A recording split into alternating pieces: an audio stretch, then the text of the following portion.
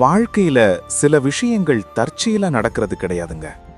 இப்போ இந்த நிமிஷம் உங்க முன்னாடி இந்த வீடியோ வந்திருக்குன்னா அதுக்கு பின்னாடி ஒரு பெரிய சூட்சுமம் இருக்கு.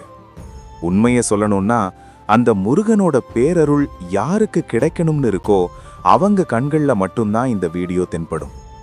நீங்க இப்போ இதை பார்த்துட்டு இருக்கீங்கன்னா உங்க மனசுல இருக்கிற ஏதோ ஒரு குழப்பத்துக்கு அந்த வேலவன் ஒரு தெளிவை தரப்போறான்னு அர்த்தம். உங்க கையை பிடிச்சு ஒரு பாதையை காட்ட போறான்னு அர்த்தம்.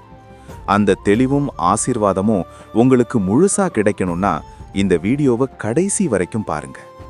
அந்த முருகன் மேல இருக்கிற நம்பிக்கையோட இப்பவே கமெண்ட் பாக்ஸ்ல வேலும் மயிலும் துணை அப்படின்னு பதிவிட்டுட்டு தொடர்ந்து பாருங்க. உங்க வாழ்க்கையில ஒரு நல்ல மாற்றம் இன்னைக்கே ஆரம்பமாகும். வாழ்க்கையில ஏதாவது ஒரு பெரிய கஷ்டம் வந்தா நாம முதல்ல செய்யறது என்ன? நேரா முருகன் கிட்ட ஓடுறோம். முருகா, எனக்கு அதை கொடு இதை கொடுன்னு நாம எல்லாரும் பட்டியல் போட்டு வேண்ட ஆரம்பிச்சிடுறோம். ஆனா ஒரு நிமிஷம் யோசிச்சு பாருங்க, வேண்டுதல் மட்டும் நம் வாழ்க்கையை மாத்திடுமா? நாம கேட்கறதுனாலேயே கடவுள் எல்லாத்தையும் தந்துடுவாரா? அங்கதான் நாம ஒரு உண்மையை மறந்துடுறோம். வேண்டுதல் ஒரு தொடக்கம்தான், ஆனா அதுவே முடிவு கிடையாது. முருகன் உங்ககிட்ட எதிர்பார்க்கிறது வெறும் வேண்டுதலை மட்டும் இல்ல, உங்களோட மாற்றத்தை. இன்னைக்கு நிறைய பேருக்கு இருக்கிற பெரிய கஷ்டமே உறவுகள்ல வர்ற விரிசல் தான். நான் பாசமா தான் இருக்கேன், ஆனா மத்தவங்க என்ன மதிக்கலையே, என் அன்பு புரியலையேன்னு வருத்தப்படுறீங்க.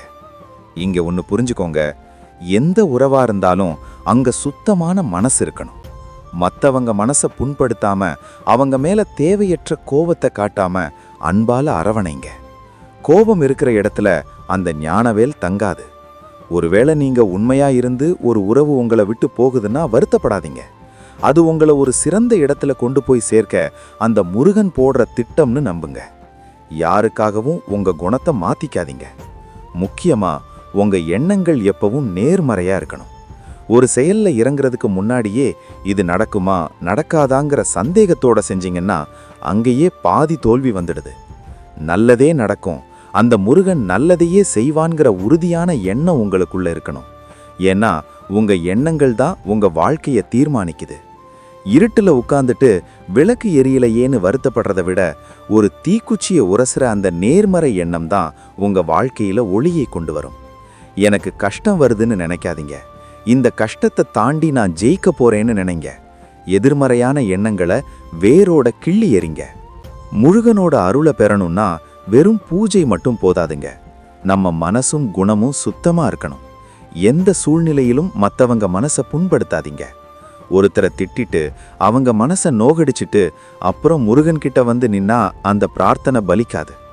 நீங்க பண்ற தியானத்தை விட நீங்க மற்றவங்க கிட்ட நடந்துக்கிற விதம் தான் முருகனுக்கு ரொம்ப பிடிக்கும். முக்கியமா கோபத்தை குறைச்சிக்கோங்க. அனாவசியமா யார்கிட்டையும் கோபப்படாதீங்க. கோபம் இருக்கிற இடத்துல அறிவு இருக்காது, அறிவு இல்லாத இடத்துல அந்த ஞானவேல் தங்காது. அமைதியா அன்பா இருக்க பழகுங்க. உங்க குணமே உங்க அடையாளமா மாறணும். முருகன் கிட்ட வரம் கேட்கறதுக்கு முன்னாடி முதல்ல உங்க மேல உங்களுக்கு நம்பிக்கை வேணும். முருகா என்னை வந்து காப்பாத்துன்னு நீங்க கெஞ்சுறதை விட முருகா எனக்குள்ள நீ இருந்து இந்த சிக்கலை சமாளிக்க தைரியத்தை கொடுன்னு கேளுங்க. ஏன்னா உங்க மேல உங்களுக்கு நம்பிக்கை வரும்போது தான் அந்த பன்னிருகை பரம்பொருளோட சக்தியும் உங்களுக்குள்ள வேலை செய்ய ஆரம்பிக்கும். தன்னம்பிக்கை இல்லாத மனுஷனுக்கு கடவுளே நேர்ல வந்து வரம் கொடுத்தாலும் அதை எப்படி காப்பாத்திக்கணும்னு அவனுக்கு தெரியாது. இன்னைக்கு ஒரு தப்பான புரிதல் இருக்கு. நிறைய பேர் சாமி வந்து காப்பாத்துவாருன்னு சும்மா உட்காந்துட்டு காலத்தை ஓட்டுறாங்க. ஒரு அடி நீங்க எடுத்து வச்சாதான் அந்த முருகன் உங்களுக்கு துணையா 10 அடி முன்னாடி வருவாரு. உழைப்பு உங்களுடையதா இருக்கணும். அதுக்கு துணையா இருக்கிற அந்த தைரியம் மட்டும்தான் முருகனுடையதா இருக்கணும். அது மட்டும் இல்லாம உங்களால முடிஞ்ச அளவுக்கு மற்றவங்களுக்கு உதவி செய்யுங்க. நீங்க கோடி கோடியா காணிக்கை போடுறதை விட பசியில இருக்கிற ஒருத்தருக்கு நீங்க கொடுக்கிற ஒருவேளை உணவு முருகனுக்கு ரொம்ப பிடிக்கும். மற்றவங்க கண்ணீரை துடைக்க நீங்க நீட்டுற அந்த கைதான் முருகனோட கைக்கு சமம். சரி, நான் தன்னம்பிக்கையோட இருக்கேன், விடாமுயற்சியும் செய்றேன், ஆனாலும் இன்னும் பலன் கிடைக்கலையேன்னு நீங்க வருத்தப்படலாம். உங்களுக்கான பதில் இதுதான். செடி வச்ச உடனே காய் காய்க்காது, அதுக்குன்னு ஒரு காலம் இருக்கு. ஒரு விதைய போட்ட உடனே அடுத்த நாள் காலையில பழம் கிடைக்கணும்னு எதிர்பார்க்கிறது இயற்கைக்கே எதிரானது. அதே மாதிரி தான் உங்க உழைப்புக்கும் ஒரு நேரம் வரும்போது கண்டிப்பா பலன் கிடைக்கும். முருகன் சில நேரங்கள்ல தாமதப்படுத்துறான்னா உங்களை இன்னும் பெரிய வெற்றிக்கு தகுதியானவரா மாத்துறான்னு அர்த்தம். அந்த செயல்முறையை நம்பி பொறுமையாயிருங்க. அதனால இனிமே வேண்டதோட நிறுத்தாம நற்பண்புகளோட நேர்மறை எண்ணங்களோட செயல்ல இறங்குங்க. சுத்தமான மனசோட யாருக்கும் தீங்கு நினைக்காம கோபத்தை விட்டுட்டு உங்க வேலையை செய்யுங்க. தன்னம்பிக்கையோட இருங்க. துணிச்சலா முடிவெடுக்க தயங்காதீங்க.